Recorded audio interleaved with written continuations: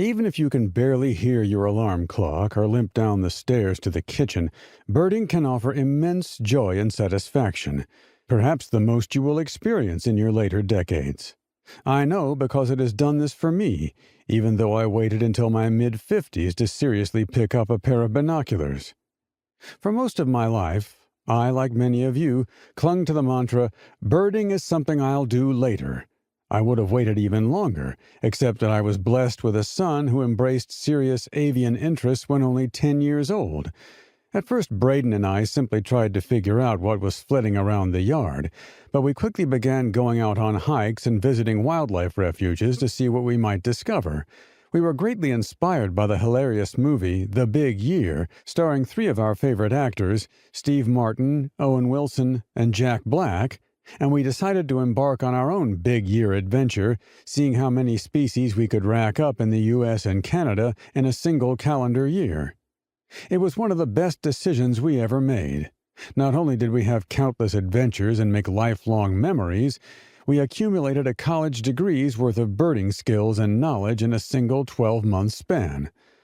Unfortunately, the following year, disaster struck. Up until then, my sensory systems had functioned fairly well.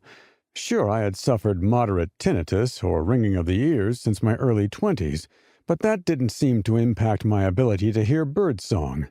However, the summer after our big year, Braden, his birding buddy Nick, and I were all visiting Bedoin National Wildlife Refuge in eastern Montana.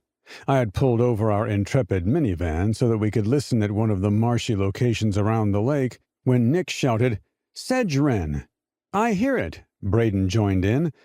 I had my window rolled down on the correct side of the car, and I didn't hear a thing. At first I thought I'd just missed it. I was the driver, after all, and had other duties to attend to. But when the wren sang again and again, my ears didn't register the tiniest blip. Over the next few months, I realized that I was missing more and more bird calls, especially in the high frequencies. I tried to tell myself that maybe I had too much earwax built up, but after getting my ears cleaned, a growing, sinking realization settled in my gut. My ears were shot. Looking back, there had been warning signs, from my wife's mumbling to the fact that my stereo didn't sound as sharp and crisp as I remembered. It wasn't until I had trouble hearing the entire call of a chickadee, however, that the full impact of my loss slammed into me. I took it badly. I shook my fists at the hearing gods. I cursed my late father for taking me out to shoot shotguns without ear protection.